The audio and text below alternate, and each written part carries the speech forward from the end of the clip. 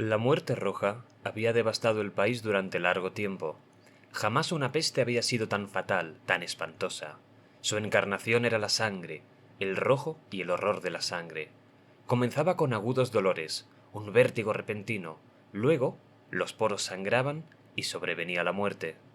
Las manchas escarlatas en el cuerpo y la cara de la víctima eran la condena de la peste que la aislaba de toda ayuda y de toda simpatía.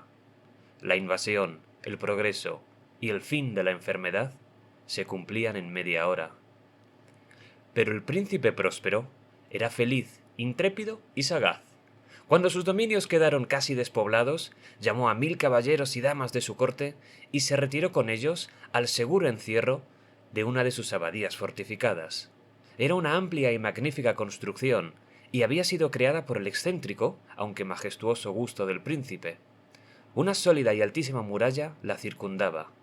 Las puertas de la muralla eran de hierro, y una vez dentro, los cortesanos trajeron fraguas y pesados martillos para soldar los cerrojos. Habían resuelto atrincherarse contra los repentinos impulsos de la desesperación del exterior y cerrar toda salida a los frenesíes del interior. La abadía estaba bien abastecida, y gracias a estas precauciones, los cortesanos podían desafiar el contagio. Que el mundo exterior se las arreglara por su cuenta. Entretanto, era una locura afligirse o meditar. El príncipe había reunido todo lo necesario para los placeres. Había bufones, improvisadores, bailarines y músicos. Había hermosura y vino. Dentro había todas esas cosas. Y además, seguridad. Afuera, la muerte roja.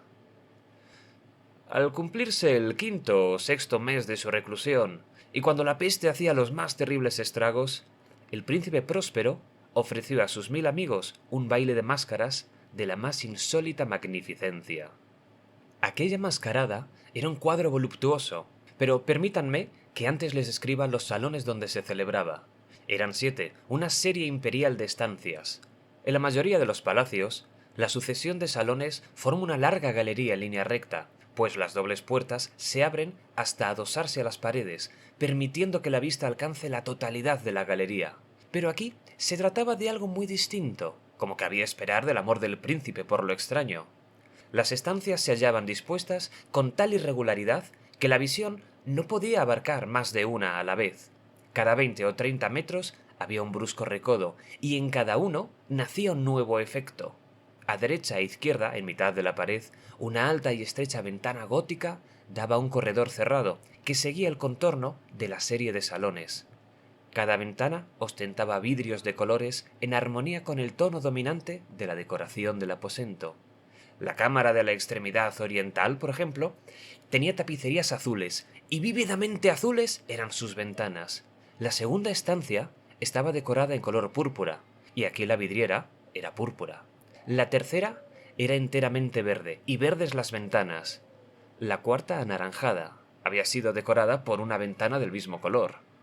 La quinta, blanca. La sexta, violeta. El séptimo aposento aparecía completamente cubierto de colgaduras de terciopelo negro, que abarcaban el techo y las paredes, cayendo en pliegues sobre una alfombra del mismo material y tonalidad. Pero en esta cámara, el color de las ventanas no correspondía a la decoración.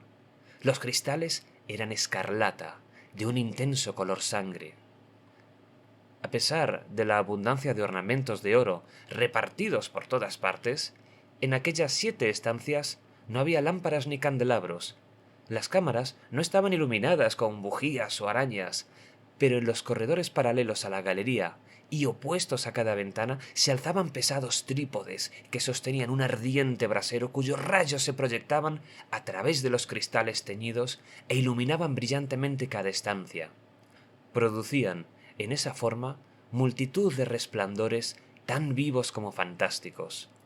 Pero en la cámara del poniente, la cámara negra, el fuego, que a través de los cristales de color de sangre se derramaba sobre las sombrías colgaduras, producía un efecto terriblemente siniestro, y daba una coloración tan extraña a los rostros de quienes penetraban en ella, que pocos eran lo bastante audaces para poner allí los pies. En este aposento, contra la pared del poniente, se apoyaba un gigantesco reloj de ébano. Su péndulo se balanceaba con un resonar sordo, pesado, monótono. Y cuando el minutero había completado su circuito y la hora iba a sonar, de las entrañas de bronce del mecanismo nació un tañido claro y resonante, lleno de música. Su tono y su énfasis eran tales que a cada hora los músicos de la orquesta se veían obligados a interrumpir momentáneamente su ejecución para escuchar el sonido, y las parejas danzantes cesaban, por fuerza, sus evoluciones. Durante un momento, en aquella alegre sociedad, reinaba el desconcierto.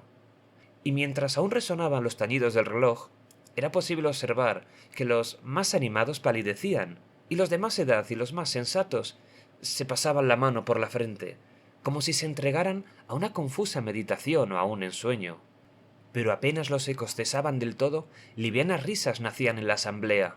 Los músicos se miraban entre sí, como sonriendo de su insensato nerviosismo, mientras se prometían en voz baja que el siguiente tañido del reloj no provocaría en ellos la misma impresión.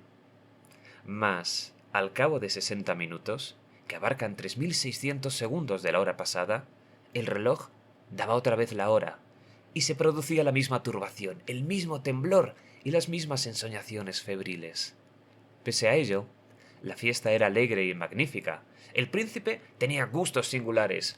Sus ojos se mostraban especialmente sensibles a los colores y sus efectos.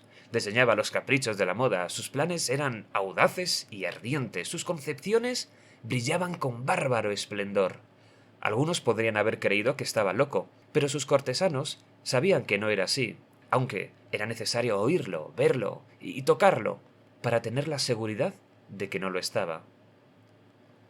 El príncipe se había ocupado personalmente de gran parte de la decoración de las 7 salas destinadas a la gran fiesta, y su gusto había guiado la elección de los grotescos disfraces.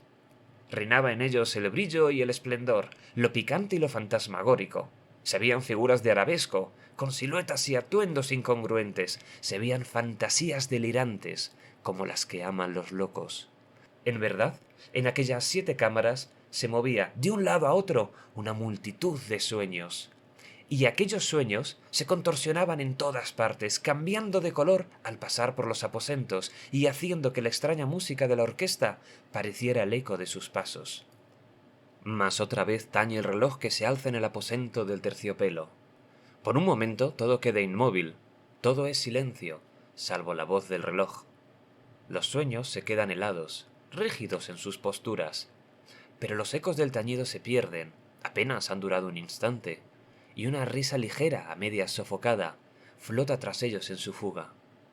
Otra vez crece la música, viven los sueños, contorsionándose de aquí para allá con más alegría que nunca, coloreándose al pasar ante las ventanas, por las cuales irrumpen los rayos de los trípodes. Mas en la cámara que da al oeste, ninguna máscara se aventura, pues la noche avanza y una luz más roja se filtra por los cristales del color de la sangre. Aterradora es la tiniebla de las colgaduras negras, y para aquel cuyo pie se pose en la sombría alfombra, brota del reloj de ébano un ahogado resonar mucho más solemne que los que alcanzan a oír las máscaras entregadas a la lejana alegría de las otras estancias. Se congregaba densa multitud en estas últimas, donde el corazón de la vida latía febrilmente. Continuaba la fiesta en su torbellino, hasta el momento en que comenzaron a oírse los tañidos del reloj, anunciando la medianoche. Cayó entonces la música, como ya he dicho, y las evoluciones de los que bailaban se interrumpieron. Y como antes, se produjo, en todo, una parada angustiosa. Mas esta vez el reloj debía tañer 12 campanadas, y quizá por eso ocurrió que los pensamientos invadieron, en mayor número, las meditaciones de aquellos que reflexionaban entre la multitud entregada a la fiesta. Y quizá también por eso ocurrió que antes de que los últimos ecos del carrillón se hubieran hundido en el silencio, muchos de los concurrentes tuvieron tiempo para advertir la presencia de una figura enmascarada que hasta entonces no había llamado la atención de nadie. Y habiendo corrido en un susurro la noticia de aquella nueva presencia, se alzó al final un rumor que expresaba desaprobación, sorpresa y finalmente espanto, horror y repugnancia. En una asamblea de fantasmas como la que acabo de describir, es de imaginar que una aparición ordinaria no hubiera provocado semejante conmoción. El desenfreno de aquella mascarada no tenía límites, pero la figura en cuestión los traspasaba e iba, incluso, más allá de lo que el liberal criterio del príncipe toleraba. En el corazón de los más temerarios hay cuerdas que no pueden tocarse sin emoción. Aun el más relajado de los seres, para quien la vida y la muerte son igualmente un juego, sabe que hay cosas con las cuales no se puede jugar. Los concurrentes parecían sentir en lo más hondo que el traje y la apariencia del desconocido no revelaban ni ingenio ni decoro. Su figura alta y flaca estaba envuelta de la cabeza a los pies en una mortaja. La máscara que ocultaba el rostro se parecía de tal manera al semblante de un cadáver ya rígido que el escrutinio más detallado se habría visto en dificultades para descubrir el engaño. Cierto, aquella frenética concurrencia podía tolerar, si no aprobar, semejante disfraz.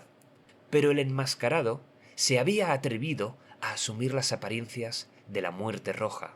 Su mortaja estaba salpicada de sangre, y su amplia frente, así como el rostro, estaban manchados por el horror escarlata.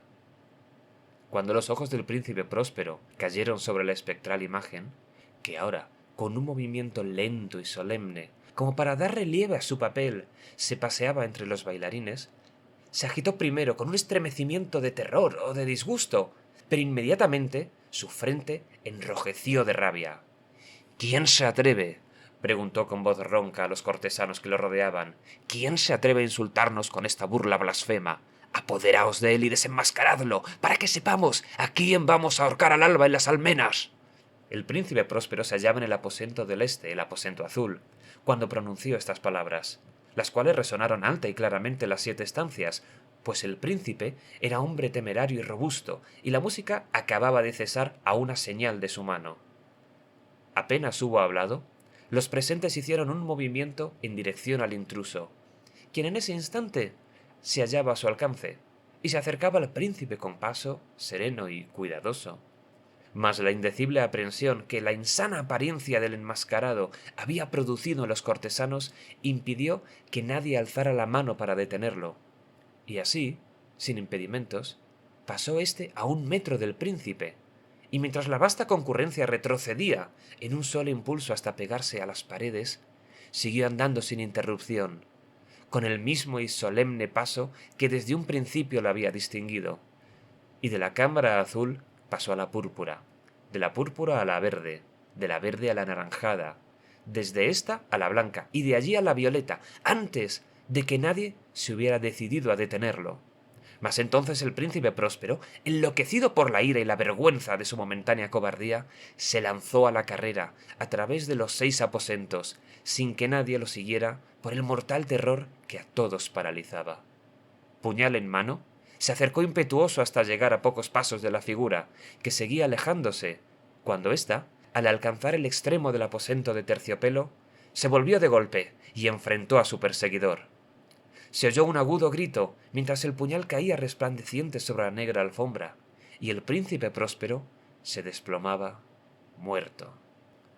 Entonces, haciendo acopio del salvaje valor de la desesperación, numerosas máscaras se lanzaron al aposento negro, pero, al apoderarse del desconocido, cuya alta figura permanecía erecta e inmóvil a la sombra del reloj de ébano, retrocedieron con inexpresable horror al descubrir que el sudario y la máscara cadavérica que con tanta rudeza habían aferrado no contenían ninguna forma tangible. Y entonces reconocieron la presencia de la muerte roja. Había venido como un ladrón en la noche, y uno por uno cayeron los convidados en las salas manchadas de sangre, y cada uno murió en la desesperada postura de su caída. Y la vida del reloj de ébano se apagó con la del último de aquellos alegres seres, y las llamas de los trípodes se extinguieron, y la oscuridad, y la decadencia, y la muerte roja lo dominaron todo.